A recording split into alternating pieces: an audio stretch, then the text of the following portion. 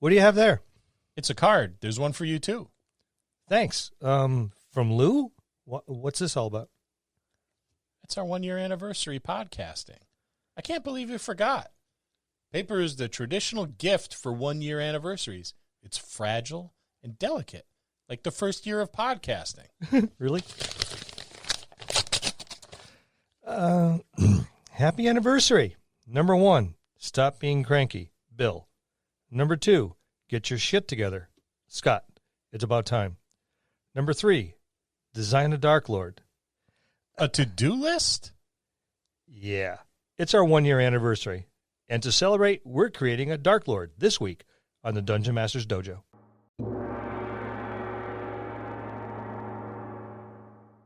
Support the Dungeon Masters Dojo by heading over to Apple Podcasts and Podchaser and leave a review. Take the time to leave a comment as well. This helps make us more searchable to those listeners interested in content such as ours. But more importantly, we want to know how we are doing and what topics you would like to hear about. Another way you can support the DMD is buying the DMD Asaki, so we can continue to deliver quality content to you, our listeners. This also helps us upgrade and replace equipment. Head over to buymeacoffee.com/the DMD and buy us a sake, or 3 or 5. Don't forget to say something nice or mean. We don't care. You're buying us a sake. Now on to this week's episode.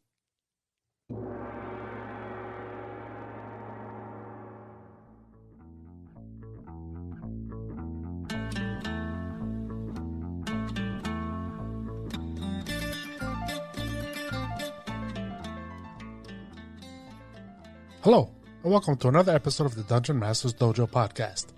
This is a show for game masters and players alike. We hope to bring you tips and tricks to elevate your game and develop the art of dungeon mastery. I'm your host, Louis Aponte, and these are your Dungeon Masters, Scott Labby and Bill Robotile.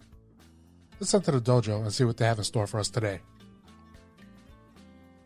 Hey, Scott. Hey, Bill. Hi, Lou. Hello. We're creating a Dark Lord today. I was secretly dreading this episode. Kapow!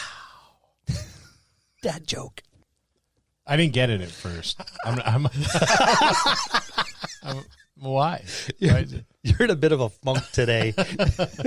That's because he's got stuck in the mist. You got stuck in the mist. That's got to be it. I've been looking forward to not only creating a Dark Lord, but also creating a Domain of Dread. And I have a pretty good template in my mind for a Dark Lord. Oh, geez. That smile makes me scared. We'll sit down and do some creation together, and he's like, I have an idea. And he'll throw it out there, and then I'll throw my spin on the different corners and stuff, and he's like, ooh, and then he'll take off on another tangent, and he starts to spin, and I just keep giving him a couple flicks here and there to make sure he keeps speed. Keep giving him sugar. I may pass out during this, though, just an FYI. If there's a thud, I'll probably be fine. The ambulance will be able to revive me. Lou told me I had to stop breathing. Through the mouth. So much. Yes, he did. He told us both. When yes, doing that. Told us yeah. when you do your remotes, I need you to stop breathing. Yeah. He says. And then it was a pause. And then he seen the looks on our face. He goes, oh, through your mouth. Yeah, but it was too late. Yeah. This is what's wrong with corporate America today. All these CEOs, Lou's sitting here in his 3-piece suit. You know, he drove in his Maserati. It is a stylish tie, though. I'll give him that. And, he's got a beverage in front of him on a hot day. Bill and I are slaving in front of microphones and T-shirts. And warm beer. He wouldn't even bring us cold beer. He's like, ice costs extra. A six-pack for both of us. Has been sitting in his car all day. I scalded my tongue. If I slur, it's not the alcohol. It's the fact that I scalded my tongue because Lou's feeding me 98-degree beer. Yeah. 198-degree beer. He seems nice and everything, but he's kind of mean. You're our personal Dark Lord. Dark Lord. That's it. And moving right along it's with not funny. With the template I have in mind. I'm going to thunder wave you. Oh, do tell about the template. This is a nice way to start if you're not familiar with trying to build something like this. But I think between you and I, you have a very, very creative mind. So I think between the two of us, we can just dive right into this. My Dark Lord I have in mind is a producer. I like it so far. Is this going to be for the battle of the bands that you're putting on? I'm thinking our Dark Lord should be a woman. Okay. Or a female. And our Dark Lord should, and ladies, it's not because I have any resentment or hatred towards women. I just think that, you know what? Male villains are overdone. They've had their moment in the spotlight. Darth Vader. They're overdone. Cool villain. Sauron, cool villain. But no epic female villains come to mind. But I want this one to be a child. What was Thor's sister's name? Susan, I think. Susan. Yeah. Okay, I'll go with that. Yeah. I don't know. She was from Southern Asgard. She was badass. Hela? Was that? Yeah, what it was? I think it was Hela. It was Hela. A female and a child, like a 10-year-old girl. I watched a YouTube video last night. There's this guy, Simon Whistler. Have you ever? Simon Whistler has he's this British guy. He reminds me of Jared, kind of. Which one? We know two. Jared, like our Jared, D&D Jared. Thank you. He got lost for me. You see the look in his eyes that glazed over. I was like, Jared, like from Subway? Isn't he in Jared?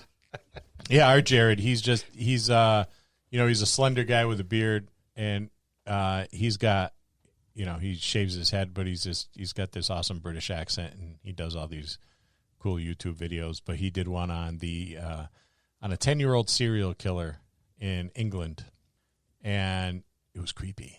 Cool. It was really creepy. So I see her as being a child who is very long-lived. So she's got a child's body and a child's face and a child's appearance. She has that cherubic look that children do. Mm-hmm. Maybe she's a cute child. Yeah, the little smile, the doe eyes, the giggle that, it's like, oh, everyone loves the child's laugh. But she's evil, so maybe she dresses not so much like a child. Maybe she dresses like an adult woman would, like if she was in modern society, she'd have the power business suit. But since she's in the domain of dread, she'd have something equivalent. So it's a little bizarre when you first come across this Dark Lord, because she's like a 10-year-old, but she's dressed like an adult, like someone who's in a position of power and authority. Speaks like an adult when she wants. Yes. And usually when it's too late for the players. Yeah. So of course her past life would be maybe she was a child who came up with some sort of traumatic upbringing, and she took to acts of evil. Maybe she began torturing animals as many serial killers would, and perhaps in response to the beatings that she was getting as a child from unloving and uncaring caretakers. Yeah, born in a brothel, sent to an orphanage, or sold. Yeah, sold to God knows who is into slavery, into another family who was looking for a child but could not produce one on their own. But every handoff that she experienced was just a worse and worse situation. And maybe the first killings were like small animals, and then she learned rather quickly that because of her diminutive size, she wasn't really strong, but she was clever, so she took to poisoning people, or staging scenarios where accidents would happen. So yes, perhaps there was a cruel father figure who fell down the stairs and was rendered immobile, and maybe she, to play off of Lou telling us we can no longer breathe during the podcast, perhaps she put a dainty pillow across his face and sat on it until he suffocated, or knelt upon it, or laid across it. I like it. And that's where she got the taste. Where now is a power thing. Now I'm not. No matter how big the adults are, there are ways to take them down. Yes. So perhaps that's what she did for some twisted hobby. Well, first off, maybe vindication for the wrongs that have been given her. And she took care of the family that she was with and then started working her way back through all the people that were handing her off. And accidents seem to follow. Well, and I don't know if follow is the right term, maybe, but accidents seem to happen wherever she had once been. And soon she maybe finds herself as the heir to the wealthy family's riches that she was sold to, because now mother and father have been eliminated. So perhaps now she's got someone, maybe a butler or a handmaiden of sorts who looks after her and is kind of aware of what went down. But now that she's got an extensive body count, they're very cautious. Or they facilitate, because if that particular individual or the family members were that bad to just the girl, they're probably bad to everyone. Yep. So maybe it was like the house mistress that runs the house and is in charge of all the staff in the house. Because like I said, it's probably a wealthy house. So she runs the household for the master and mistress. Well, now they're gone. The young lady is the mistress of the house now. And she facilitates this action because deep down inside, maybe she wants to do it too, but just doesn't have what it takes to actually follow through. Or perhaps if you keep your lion fed, it won't make a meal out of you. There you go. So what do you think she'd look like? Well, like you said, a cherubic face. So not necessarily the blue hair or the blue eyes, blonde haired, because I think that's just overdone. Yeah.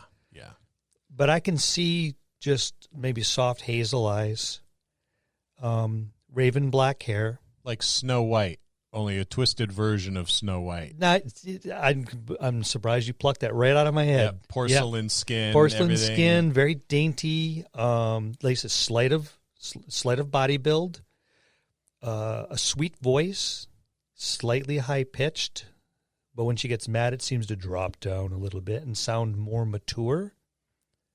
When she's angry, speaks a lot slower when she's angry, as if she's picking her words very carefully to make sure the impact is exactly what she wants. I could see her with a lot of the trappings that maybe an adult woman would have. Maybe her nails are painted, or she's got makeup on. So it would be an odd sight for someone to encounter this Dark Lord, because it is a child that is physically a child, but has been living so long that it's almost achieved an adult kind of mentality. It would see itself as an adult, because it wields that kind of power that only adults could possibly wield, but still maybe very emotionally a child, easily angered to tantrums, which could be terrifying, or easily entertained by shenanigans. Yeah. Now, the shenanigans she's entertained by might be a little bit more graphic to others witnessing them, but twisted kind of entertainments. Imagine going down to the docks, to one of the warehouses, and there's a cockfight going on where these birds are ravaging each other. Blood is flying everywhere. There's all these gruff, burly men in bolo hats and sports jackets, but they look like they wear the same one over and over and over again. dock workers, fishermen, just the hands are all down there. And then in one little corner is this diminutive little girl that is pristine in every way, with this matronly woman kind of hovering over her. And she's just sitting there clapping her hands and giggling like crazy as the carnage ensues. That would be a creepy sight. Yes, most definitely. And I think her name, what would her name be? It would have to be something. Wow. Something that sounded elevated in status, you know, like maybe she started with one name, you know, something that, you know, she was named in the brothel, but then once she was sold to the family of a higher station, they renamed her something more appropriate, almost like when, you know, you adopt a puppy and you're not happy with the name it came with and you rename it. There you go. Because in the early stages, I'm sure she would be seen and probably treated as almost like a pet. Very much so. Yeah, it would be a status thing for this wealthy family, so they would have to provide a name worthy of their station.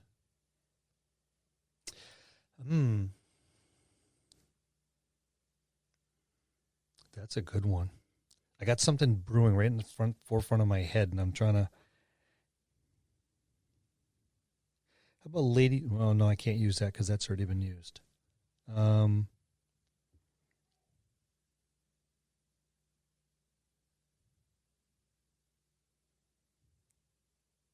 Pregnant pause here as I'm thinking.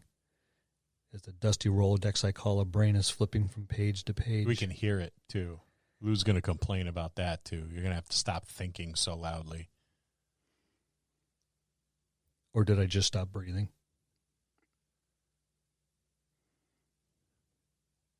Lady Candice.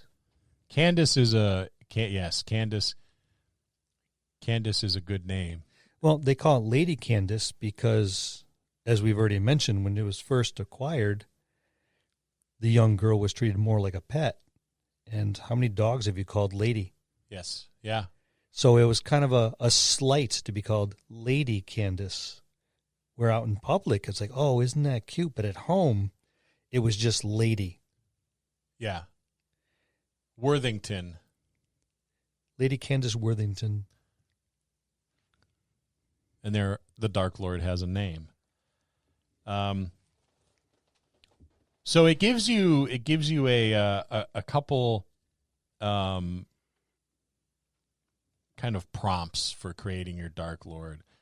Like give an ideal in one sentence, describe an ideal that the Dark Lord holds dear that governs their greater actions.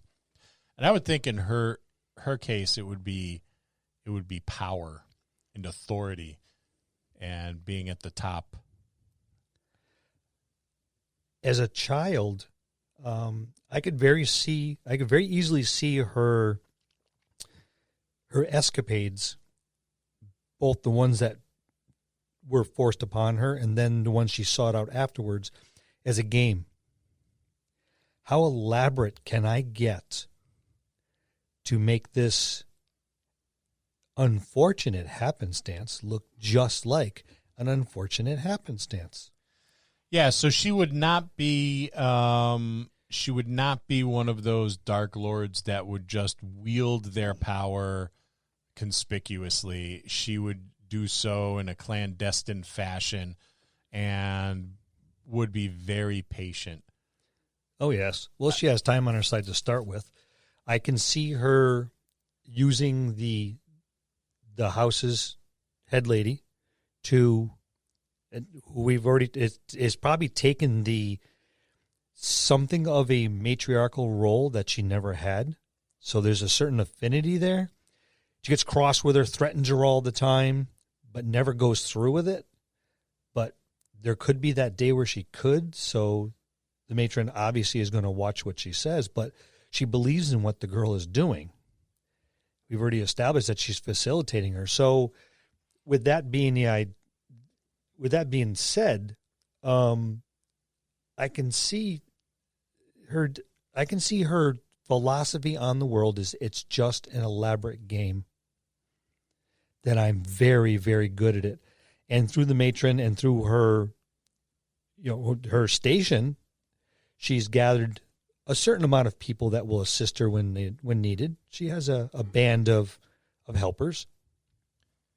And I think naturally that bond would be the matron. Oh, yes. So she's a parental figure that is much kinder to her than any other parental figure that has come before her. So there is a bond and maybe even a love and a sense of security with that matron mother. Even when things don't go right, that's the person who scoops her up, sits her on her lap, hugs her. You're right. That person should have died quicker. I can't believe that they had a chance to say anything at all. But that's okay. We'll make those people go away. The ones that heard him say that, we'll make them go away. That's perfectly fine. You have nothing to worry about. And now a flaw, because every good villain has to have a flaw, right? Oh, absolutely. So where would our 10-year-old girl who is on a power trip by administering death through elaborate means, what would be her flaw?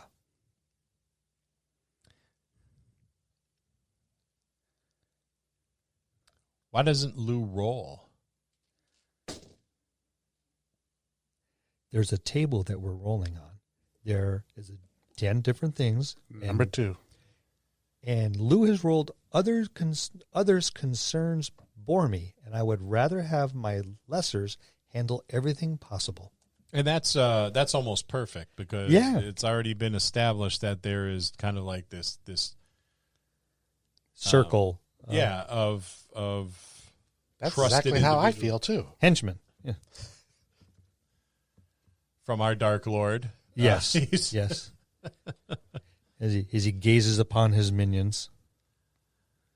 So others' concerns bore me, and I would rather have my lessers handle everything possible. So all these other little things that maybe it's boring to her. The running of the household. Yeah. She's the lady of the house. Even though she's 10 years old, there are parties, that she's being invited to.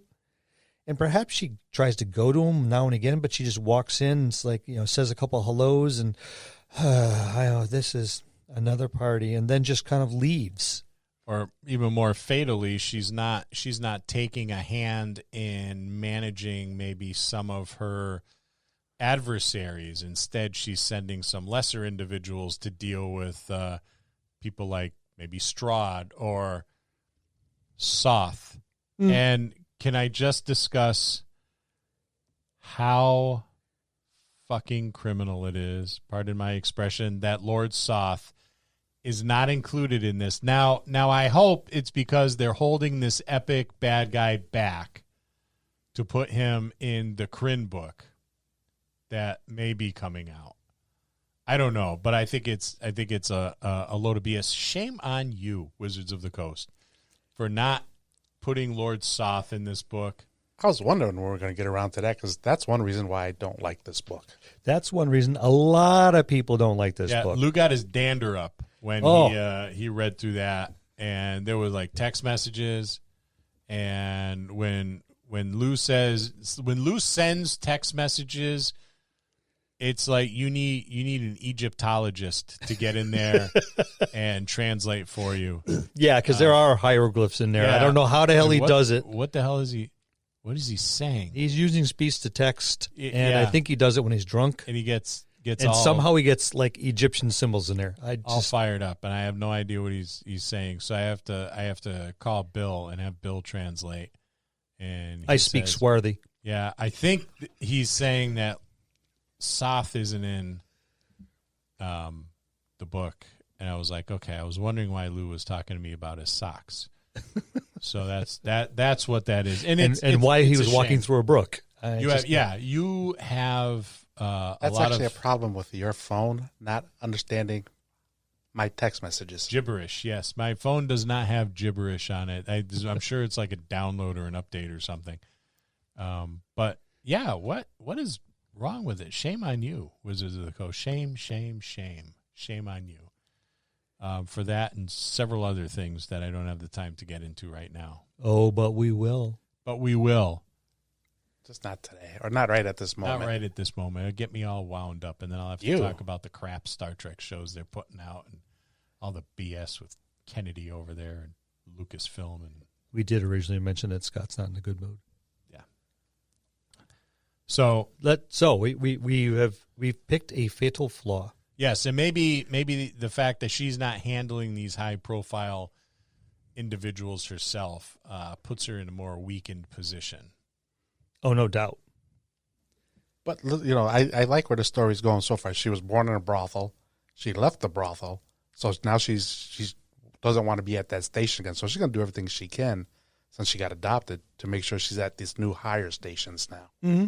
Because she likes the power. Yep. You know, and she likes the fancy stuff, and she likes the, you know, the fancy sweets. You know, like the Turkish delight and the whatnot. And she likes being in charge of a bunch of adults. Yeah, who are scared when she's angry. Yes. So I imagine there's a lot of people around her all the time, you know, just praising her for the littlest of things. Oh, yeah. You know, it's much like raising a children today. Or being with Lou. Or being, yeah, we praise, have to praise him constantly. You're doing a great job. Oh, my God, nobody's a better producer than you. Oh, I never would have been able to hit that red button myself. Yeah. Oh, you did such Not a good job. funny. Look at, that's a I'm going to thunder wave you. That's a great idea to not breathe while we're doing this. That's such a good idea. I don't know how we can't do this without you. That's why he gets the big money. Yep, your hairline's perfect. Yes. At least I have a hairline. That's why it's perfect.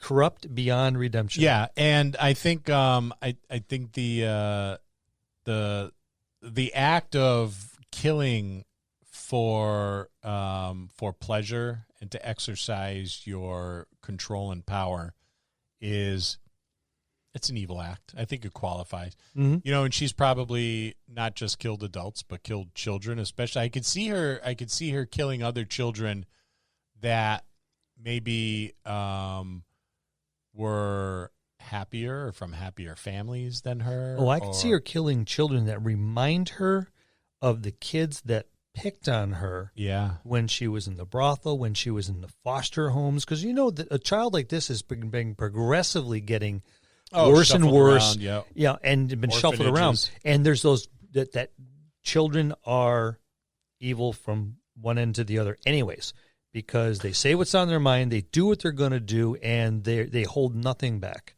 And that is the quote of the century: "Children are evil." Bill Robitaille. Put it on a T-shirt. Which is why the government has forbidden me to breed, because I'm already evil, and the worst thing you want is something more evil than me.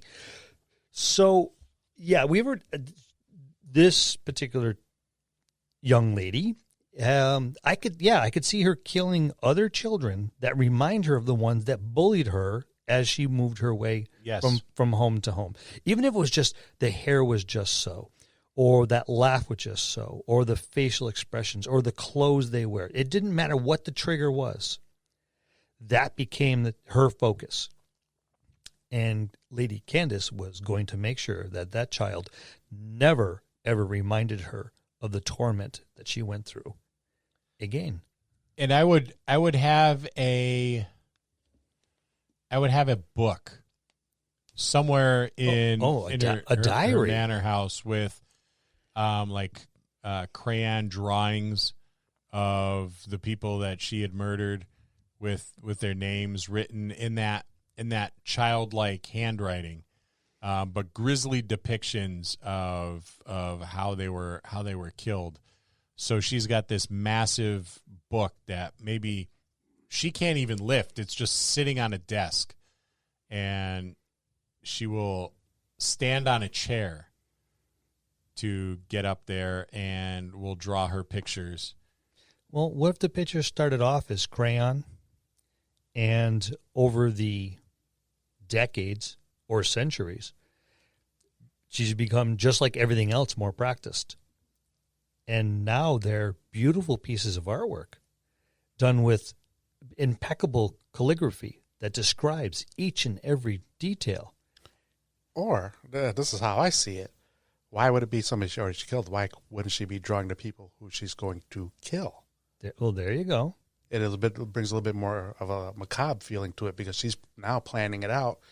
And this is how I want them dead. Well, that, and it also reminds her of why she's killing them. And as she draws, the rage grows. Yep.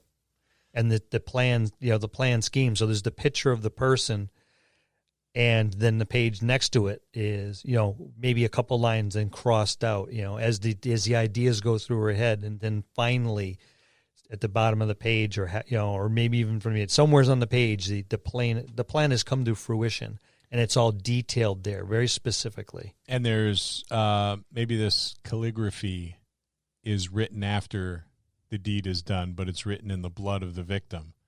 And there's hair or bits of skin attached to the picture, kind of like a scrapbook. Mm-hmm. This macabre scrapbook that a little piece of cloth, the color that reminded her.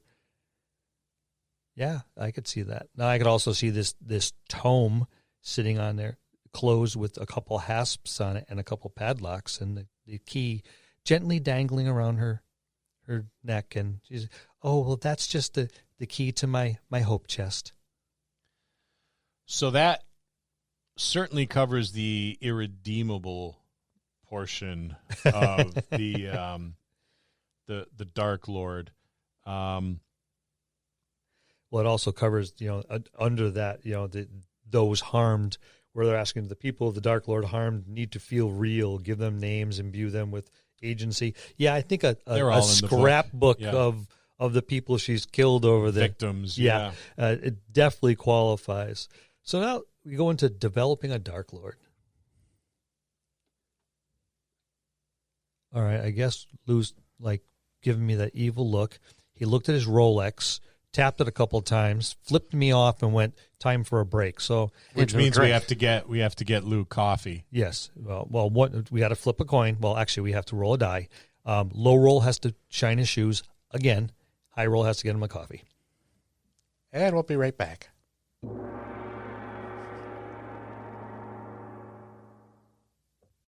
Hi, it's DM Bill, and as you can tell, I am not impressed. Why, you may ask? Because it's what us old folks do. You want to know what does impress me, besides a full night's sleep without a trip to the bathroom every 2 hours? Online shopping. That's right, online shopping impresses me. There's nothing I like more than clicking on the doodads on my jitterbug phone and buying the latest D&D books and gaming accessories from Amazon and having it delivered right to my door. That's darn convenient.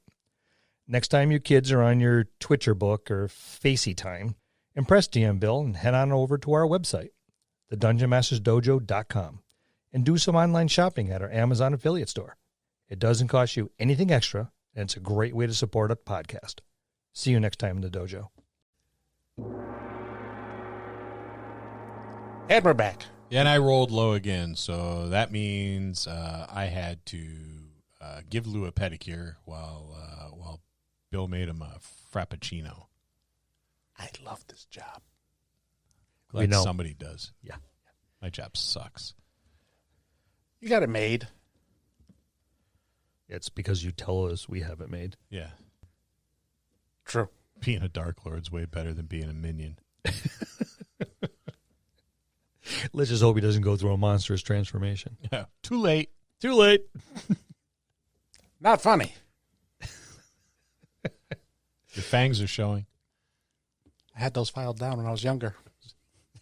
You're not younger anymore. He's got a big old snaggle fang. Yeah. That's our Lou. We're going to call you Snagglefang. You got to be careful. That's the type of nickname that can stick. Yeah. Lord Snagglefang. Actually sounds pretty good. Three years from now, we're gonna be at some convention on a panel, and someone's going to jump up and go, Lou, do they still call you Snagglefang? We're going to put that on a T-shirt. Yes, let's do that. So let's talk about monstrous transformations since we're on the topic of Lou. I don't see a huge transformation with Lady Candice Worthington, but I do see something that is maybe a very noticeable transformation, even though it may be temporary. Do you remember in The Lord of the Rings when Frodo met Bilbo at Rivendell? Yes. And he had the one ring hanging out of his mithril shirt. And for that brief instance, you saw like Bilbo Gollum. Yes. I see with the spiked teeth. Yeah. And the ears go back and the sunken eyes and dark color. Yeah. Yeah. I see something like that when she is committing those murders, where it's like it's almost become addictive to her. There's this rush of kind of just this feel-good rush that, here I am. I'm exercising my power. I like doing this so much. What if she takes on the form, even if it's just for an instant, of what she can never obtain? Maybe a young woman. For just a few moments, she's so exhilarated and so full of both glee and evil that she actually takes on the form that she has always wanted, where she's a young woman and that fills the clothes that she's wearing and is standing taller and has a deep voice and the long hair and the beautiful face instead of a child face. And it lasts for a few seconds, a round or two. And she likes it so much that now she is always chasing after that. One of these times I can stay this way if I make it grand enough. If I kill enough people. Yep. Maybe she perceives it lasting longer each time, even if it doesn't. Yeah, you're chasing the dragon. Yeah. Yeah. Yep. That's terrible. It's awesome, but it's terrible. And her acts of malice just magnify, because maybe the more malicious and heinous the act, the longer that transformation is. Maybe it's 5 seconds or maybe it's 10 seconds. Well, if she can bring them to that cusp where they're ready to cross over to death, and she can somehow make that linger. It's at that moment that she transforms. So the longer that moment lasts, the longer they're clinging to that last vestige of life that's when the transformation happens. And the longer that victim hovers on that precipice between life and death, the longer her transformation lasts. So she's developed this artistry to those vile acts, so that she can do that and prolong it, so she can stay this woman. And so maybe she's studied anatomy and physiology extensively, so she knows how the body functions. Oh, I could see the cellar, the catacombs underneath the manor house, with all sorts of discarded bodies and body parts and people incarcerated, and that she practices on. Other wayward people that aren't necessarily part of her plot, but practice makes perfect, doesn't it? Yes. That's off the D10 chart, but I like it better. I think it fits our particular Dark Lord best. I've read some of these, and some of them are kind of cool, but I don't see really any of these applying to what we've built. No. And that's the beauty of doing what we're doing.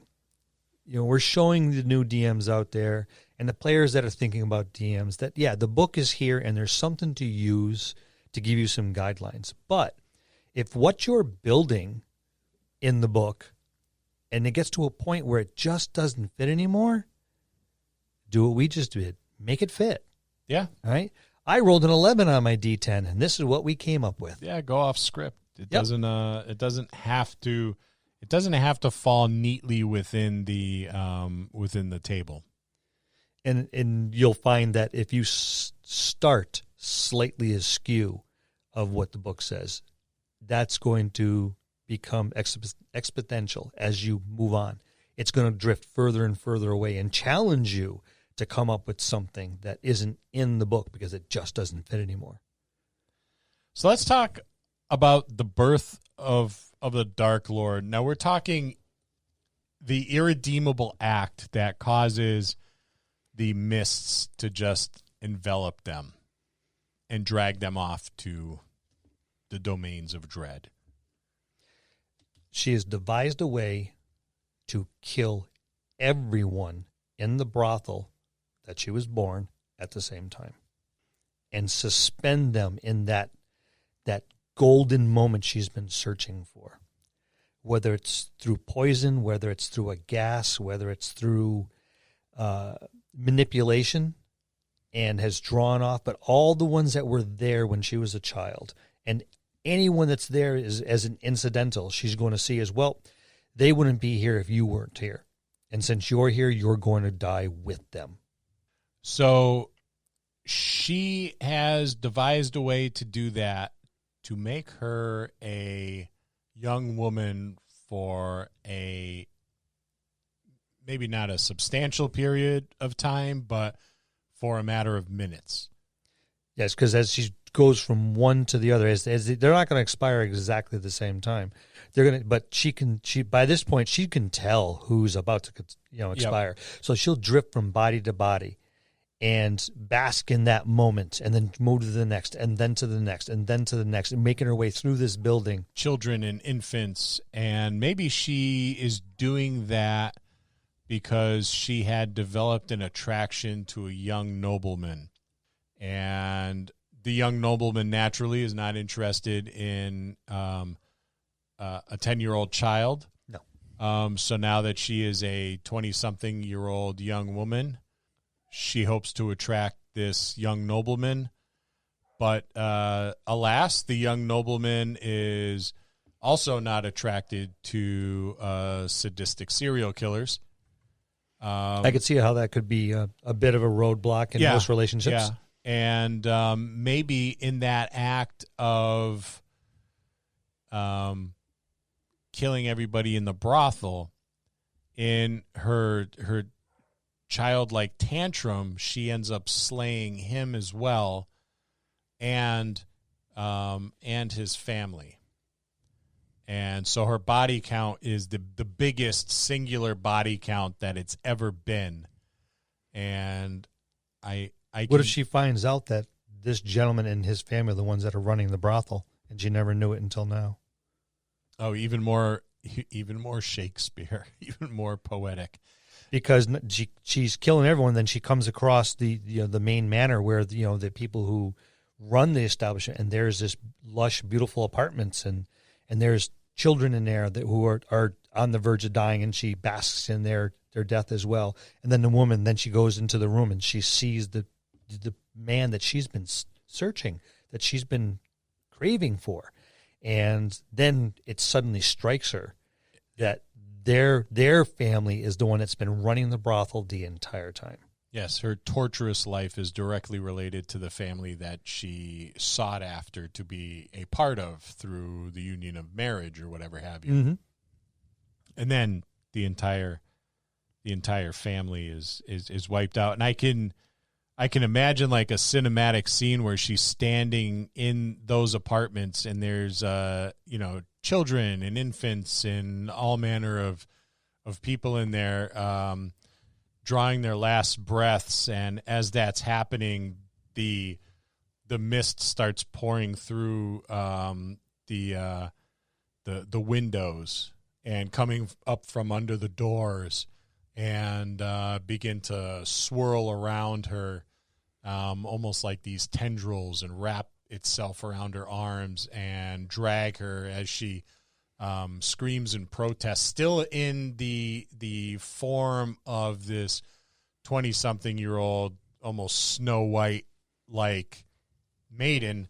And as she's being dragged away, she's reverting back to her 10-year-old self, much in the same way that Lon Chaney would revert back to his human form in the old werewolf movies that Universal did in the 40s. You know, this gradual transformation where she's in between one form and the other until eventually she wakes up in maybe the ballroom of her mansion, but only to find out that she's not where she was before, because now there's mists and all manner of distorted landscape that looks almost like the mirror image of the landscape that she was used to, but now it's like very different. It's very upside down. Well, yeah, the lush gardens, instead of full of beautiful flowers, are full of noxious weeds and poisonous plants. The trees that, were majestic oaks and pines are now, something like a mandrake grove and with mosses hanging off of it. And everything is, the trees are in the right place. If you went from tree to tree, if you had closed your eyes, you'd go from tree to tree. She knows the landscape intimately. Just, it's a different kind of tree. It's different kinds of plants. And the household has been brought with all its occupants, with her matron, with her henchmen, who are all very confused. And sitting on a desk in the ballroom, no longer in her private chambers, is that book.